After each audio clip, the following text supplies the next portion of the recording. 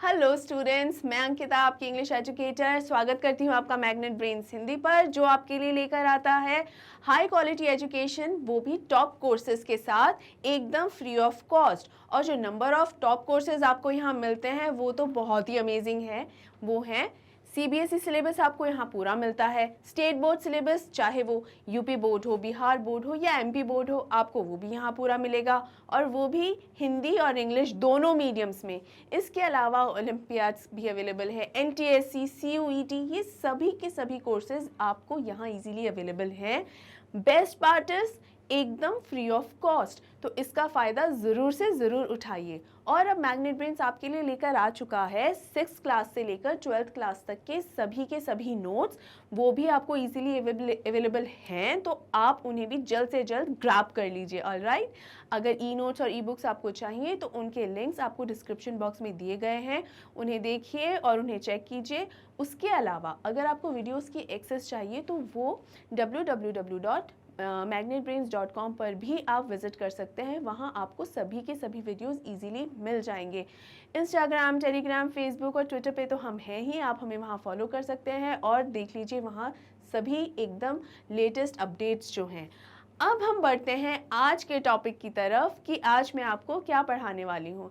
आज स्टूडेंट्स हम पढ़ने वाले हैं आपकी फर्स्ट फ्लाइट बुक का चैप्टर ग्लिम्पसेस ऑफ इंडिया, इसका part 1, a baker from Goa.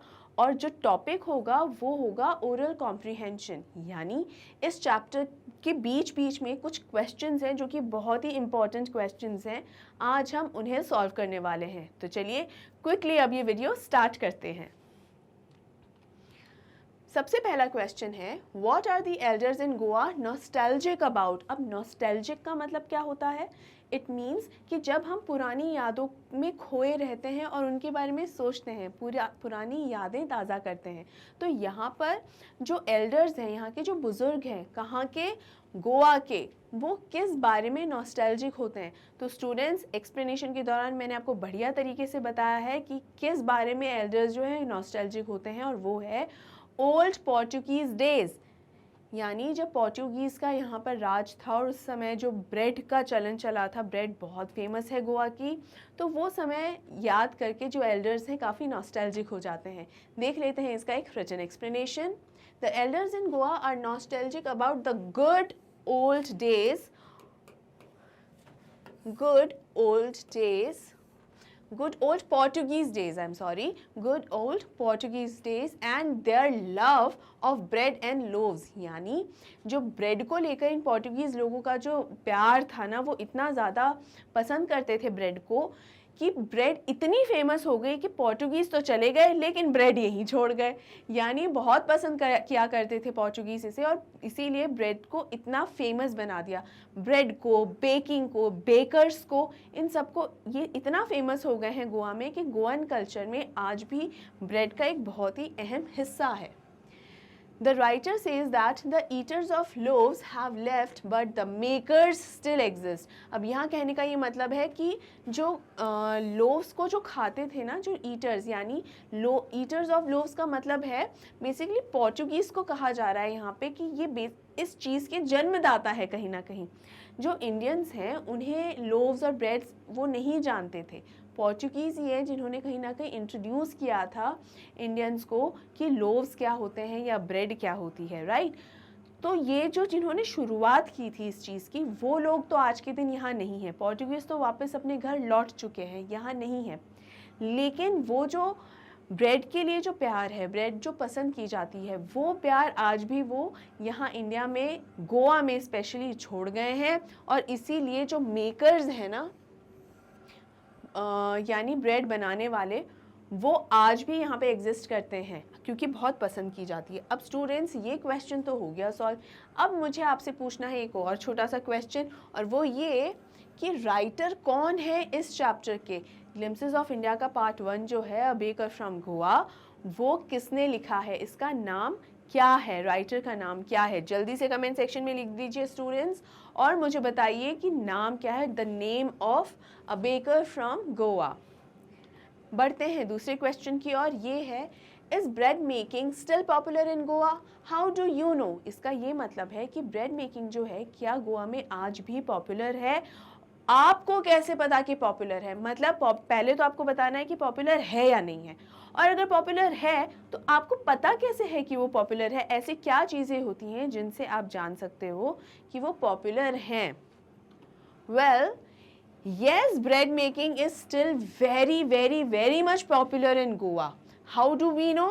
This is very clear from the narrator's statement that the eaters have gone away, leaving the makers behind. There are mixers, molders, and the ones who bake the loaves.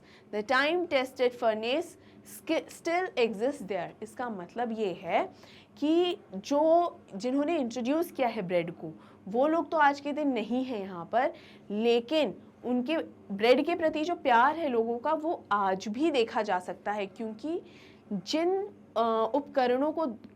उपकरणों द्वारा या जिस furnace के द्वारा या जो देसी microwave जो होता है ना, ये उसके द्वारा जो लोव्स बन रही हैं आज भी, वो आज भी एग्जिस्ट करते हैं और उन्हें यूज़ किया जाता है। तो क्या है, मिक्सर्स हैं, मोल्डर्स हैं, ये मशीन्स नहीं है स्टूडेंट्स, ये व्यक्ति की ही बात मैं कर रही हूँ कि आटा, उस तरीके का आटा लगाने वाले, जो एकदम ऑथेंटिक ब्रेड बनाने के लिए जो आटा लगता है, वो आटा बनाने के लिए एकदम ऑथेंटिक मोल्डर्स जो हैं, जो अलग अलग किस्म की शेप देते हैं, ये लोग आज भी मौजूद हैं। और आज भी जो फर्नेस है वो है जो बहुत पुराना है लेकिन आज भी वर्किंग कंडीशन में है।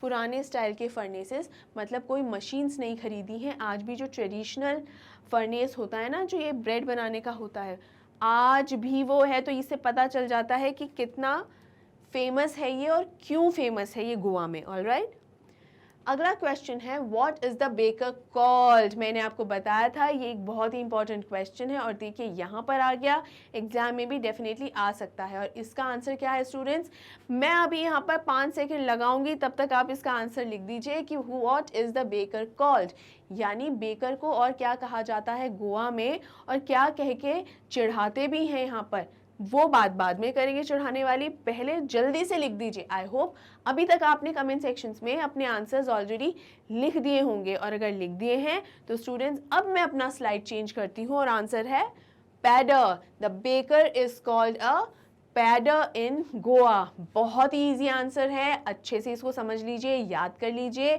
अगर ये याद है तो चुटकियों में आपके मार्क्स जो हैं वो पक्के हो जाएंगे। अब बढ़ते हैं अगले क्वेश्चन की ओर। When would the baker come every day? Why did the children run to meet him? इसका मतलब है कि बेकर जो है पूरे दिन में कब आता था। When would the baker come every day? रोज आता था, लेकिन आता कब था? Why did the children run to meet him?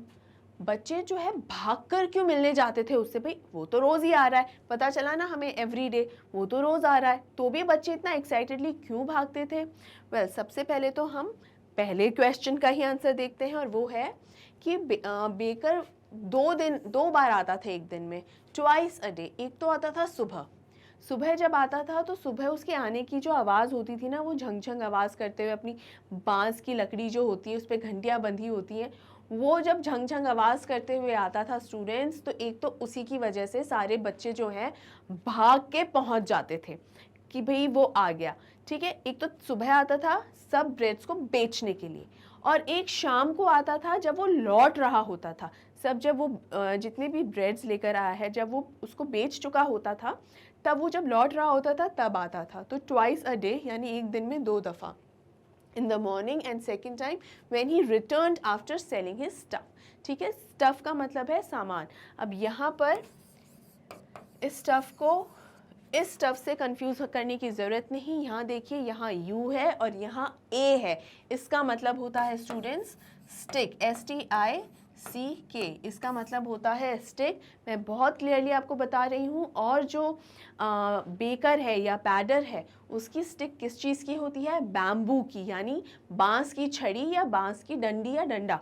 ठीक है, आई होप ये आपको अच्छे से समझ में आ गया होगा। The children would run to meet him as they wanted to have bread bangles, यानी ब्रेड बैंगल्स जो चूड़ियों की शेप की या कंगन के शेप की कुछ ब्रेड्स होती हैं, हल्की सी मीठी और बहुत डिलिशियस ब्रेड्स होती हैं। अच्छा, टेस्ट कैसा है वो तो एक चीज़ है, बेसिकली दिखने में ये इतनी इंटरेस्टिंग होती हैं कि बच्चों को एक वही एक्साइटमेंट होता है ना, जैसे चिप्स हैं, तो चिप्स में मैं आपको एक बात बताऊं, एक छोटा सा फैक्ट है जो कि एक स्टडी के दौरान भी पता चला।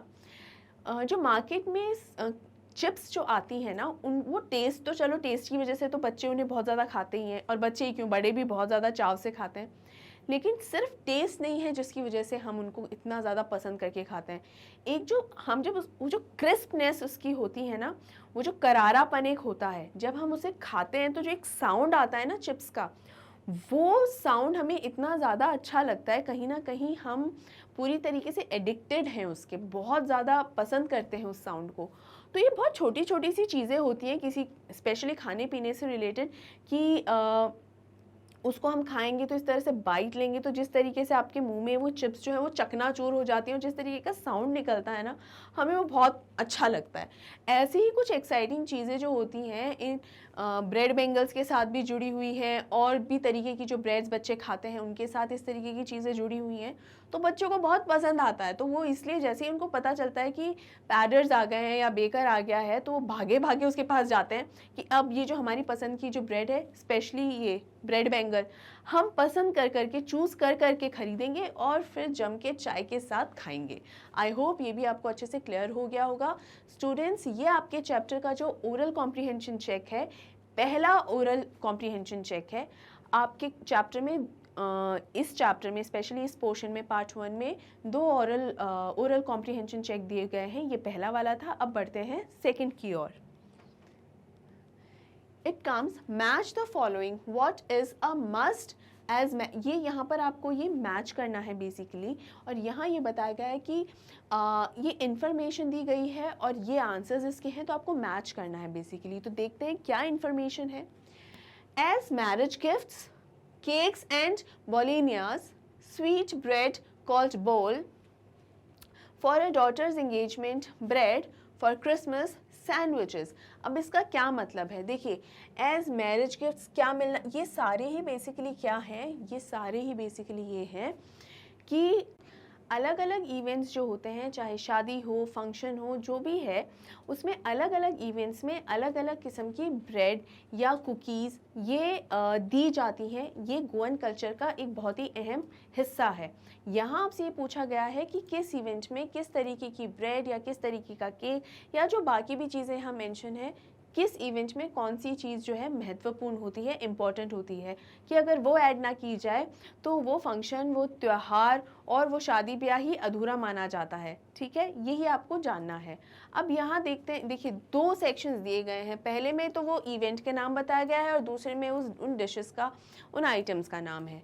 सबसे पहला है एज मैरिज गिफ्ट, यानी शादी के समय कौन सा ऐसा गिफ्ट है, यानी गिफ्ट्स में ऐसी कौन सी चीज़ है जो अगर आप नहीं रखें तो गोवन कल्चर में वो माना जाएगा कि ये गिफ्ट ही पूरा नहीं है। जो बास्केट्स में भी ये जो बास्केट्स बनती है ना, गिफ्ट बास्केट्स, तो ये है स्टूडेंट्स स्वीट ब्रेड कॉल्ड बोल, यानी बोल नाम की एक जो ब्रेड होती है, हल्की सी मीठी होती है, ये यहाँ का एक ट्रेडिशनल आइटम है, फूड प्रोडक्ट कहना चाहिए कि एक डिश है।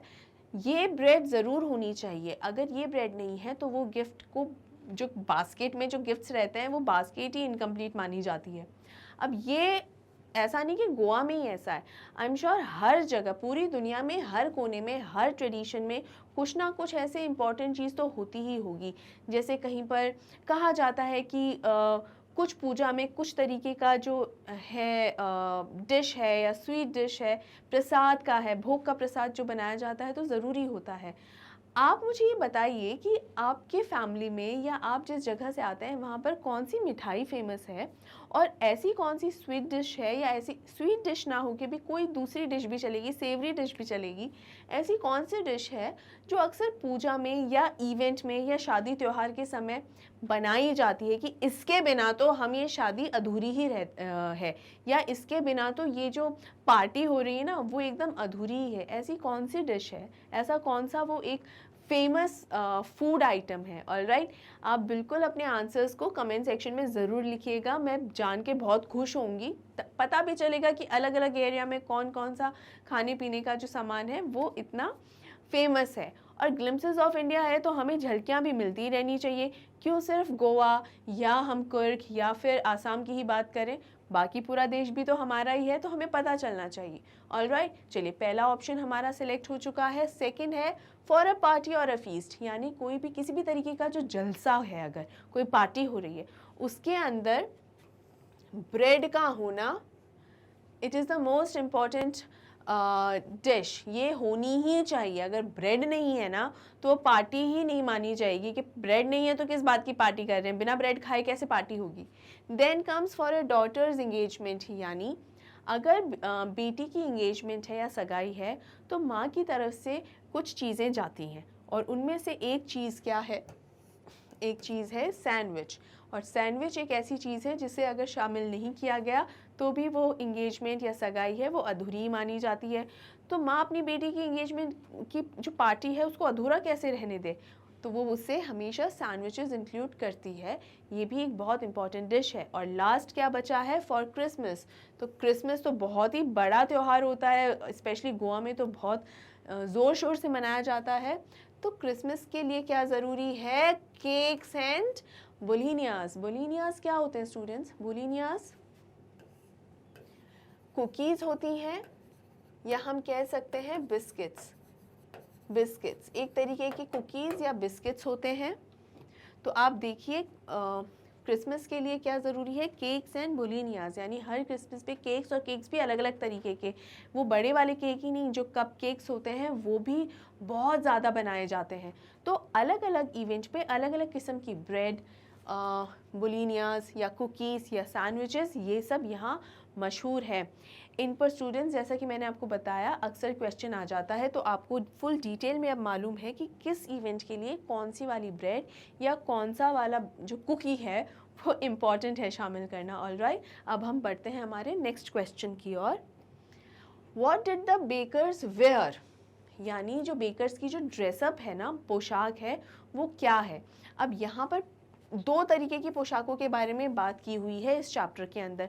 पहली पोशाक कब, पोर्टुगीज़ के दिनों में, जब पोर्टुगीज़ यहाँ रहते थे, गोवा में रूल कर रहे थे, जब रहते थे उस समय पे किस तरीके की पोशाक थी। और जब ऑथर यंग था, भाई ऑथर जो है इसका, मैं नाम नहीं बताऊंगी, नाम तो मैंने आपसे पूछा है, जो कमेंट सेक्शन में आपको लिखना है कि what's the name of the author of this part of glimpses of India, यानी अ बेकर फ्रॉम गोवा के ऑथर का नाम आपको कमेंट सेक्शन में लिखकर बताना है। ऑलराइट, अब यहाँ पर आपको है when the author was young, जब ऑथर यंग था तो पोर्टुगीज़ देश तो जा चुके थे, तो जो ड्रेसअप था ना इनका, बेकर्स का या पैडर्स का, वो भी ड्रेसअप में भी चेंज आ गया था। तो चेंज क्या आ गया था, बेसिकली जब पोर्टुगीज़ डेज के अंदर एक फ्रॉक जैसा एक सिंगल पीस ऑफ क्लॉथ पहना जाता था, फ्रॉक जैसा वो होता था, काफ़ी कंफर्टेबल भी होता था, बिल्कुल परेशान नहीं होते थे, और वो कहाँ तक, नीज तक होता था, घुटनों तक होता था, ठीक है। लेकिन ऑथर जब छोटा था वहाँ पर आते आते उसमें क्या बदलाव आ गया था, ड्रेसअप में शर्ट्स और ट्राउज़र्स हो गए थे। तो जो ट्राउज़र्स थे या पैंट्स थे वो शॉर्ट पैंट्स से लंबी थी, और जो लॉन्ग पैंट्स हैं उनसे छोटी थी। हम इसका रिटन एक्सप्लेनेशन देख लेते हैं कि पोर्टुगीज़ डेज में the bakers were usually dressed up in a peculiar dress called kabai. उसे जो सिंगल में फ्रॉक जैसा सिंगल पीस कह रही हूँ उसे क्या कहा जाता है students, kabai. It was a single piece long frock reaching down to the knees, यानी घुटनों तक ये ड्रेस पहुँचती थी, और एक सिंगल पीस ऑफ क्लॉथ होता था, एक कपड़े का टुकड़ा जैसा मान लो, बड़ा सा टुकड़ा है और उसको फ्रॉक की तरीके से स्टिच किया हुआ है, ठीक है। देन कम्स ऑथर जब छोटा था तब तक क्या बदलाव आ गए थे, पोर्टुगीज़ दिनों से लेकर अब तक क्या बदलाव आ गए थे ड्रेसअप में। So during his childhood days the author saw the bakers wearing a shirt and trousers. तो शर्ट पहनते थे और ट्राउजर्स पहनते थे, ट्राउजर्स मतलब पैंट्स, ट्राउजर्स मतलब जो पैंट्स होते हैं। अब स्टूडेंट्स एक ये चीज़ भी समझ लें आप, अक्सर कई बच्चे होते हैं या बहुत सारे लोग हैं जो यहाँ थोड़ी सी गलतियाँ करते हैं, वो बोलेंगे पैंट, पैंट नहीं, पैंट्स ही होता है। क्यों, पैंट्स इसलिए होता है क्योंकि पैंट एक पैर, दो टांगे होती हैं ना, तो इसीलिए ये होगा पैंट्स। ऑलराइट, हमेशा पैंट्स कहेंगे, पैंट नहीं, ओके। तो ट्राउजर्स होते हैं पैंट्स, और किस तरीके के पैंट्स होते हैं, which were shorter than full length ones and longer than half pence। यानी हाफ पेंस से थोड़ी बड़ी होती हैं और लॉन्ग पेंस से थोड़ी छोटी होती हैं, मतलब somewhere in the middle. I hope आपको ये आंसर अच्छे से क्लियरली समझ में आ गया होगा। इसके साथ आप ये भी जान लें कि इस तरीके की साइज़ की पैंट्स अगर आज भी कोई पहनता है तो कई बार उसकी टांग खिंचाई होती है, लेग पुलिंग होती है कि पैडर हो तुम, ये you are looking like a pader और बेकर। तो आई होप आपको ये इन्फॉर्मेशन भी ध्यान है, ये भी जो है चैप्टर में दी गई है। देख लेते हैं क्या इस पर कोई क्वेश्चन भी बना है। Well yes, he is dressed like a pader who invites the comment. यानी ये जो कमेंट है कि ये तो आज पैडर की तरह तैयार हुआ है, इस तरीके का कमेंट किस प्रकार सुनने को मिल जाता है, मतलब ऐसा क्या होता है कि आप इस तरीके का कमेंट सुनने को मिल जाता है कि आप तो पैडर की तरह ड्रेसअप हुए हो, और ऐसा क्यों होता है।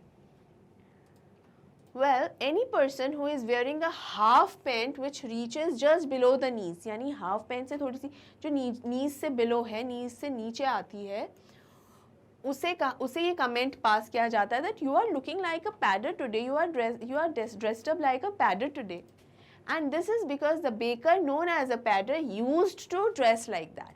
क्योंकि जो पैडर होते हैं वो इस तरीके के ड्रेसअप इसी तरीके से ड्रेसअप किया करते थे पहले के समय में। ऑल राइट, आगे बढ़ते हैं।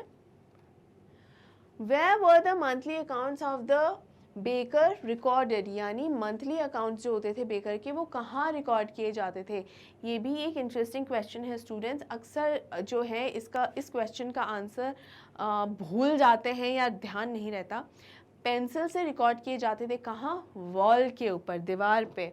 तो monthly accounts of a baker were recorded on some wall in the house with a pencil. यानी किसी भी दीवार पे लिख दिया जाता था कि अच्छा इस महीने इतना खर्चा हुआ है, इस महीने इतनी ब्रेड्स खरीदी हैं और उसका लगभग जो होगा वो इतना रुपया बनेगा, इतना बिल बनेगा। और मंथ के आखिर में क्या होता था, जो पैडर होता था महीने के आखिर में वो हिसाब किताब करके अपने पैसे लेकर चला जाता था। तो ये है आपका सारा oral comprehension check, part 1 part 2 दोनों ही इसके अंदर मैंने इंक्लूड किए हैं। आई होप आपको सभी क्वेश्चंस, उनके आंसर्स अच्छे से समझ में आ गए होंगे। फिर भी कहीं कैसा भी कोई डाउट है तो आप प्लीज़ उसे कमेंट सेक्शन में ज़रूर पूछिएगा।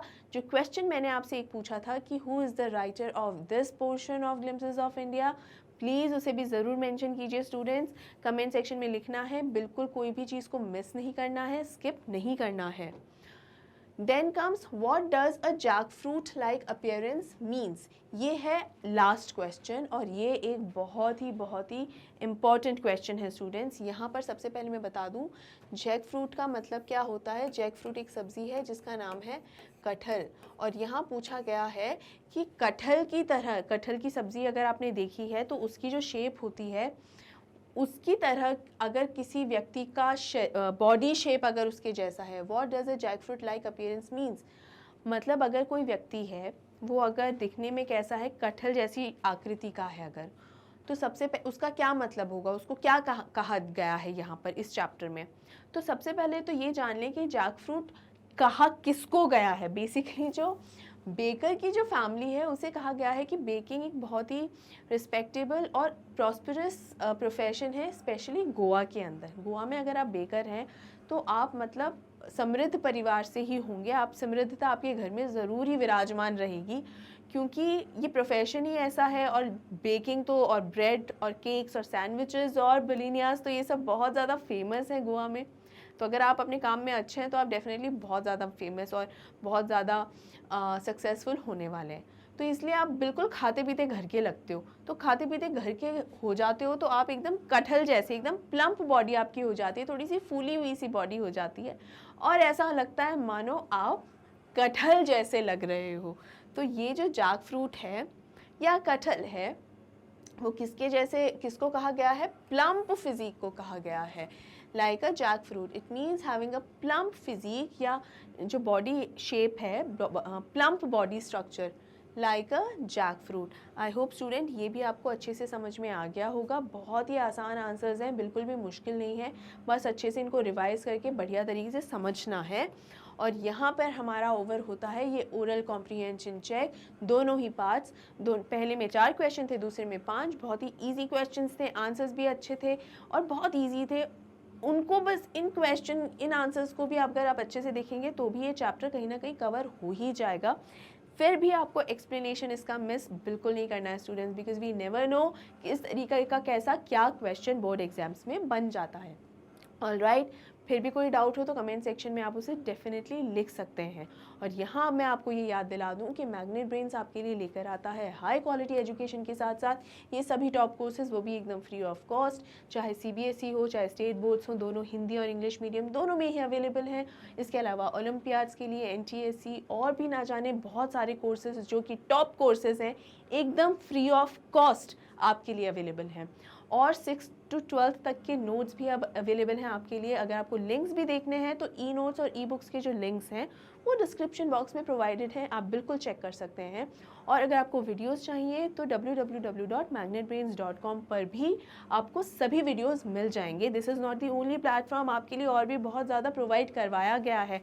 तो आप magnetbrains.com की वेबसाइट पर भी जाकर सारे वीडियोज़ वहाँ चेकआउट कर सकते हैं। और देखिए इंस्टाग्राम, टेलीग्राम, फेसबुक और ट्विटर पे भी हम लोग अवेलेबल हैं, वहाँ पर आपको लेटेस्ट अपडेट्स भी मिल जाएंगे। ऑलराइट, अब आखिर में मैं आपको बता दूं कि आपने अगर अभी तक मैग्नेट ब्रेन्स हिंदी को सब्सक्राइब नहीं किया है ना स्टूडेंट्स, तो सबसे पहले तो आप उसे सब्सक्राइब ही कर लें।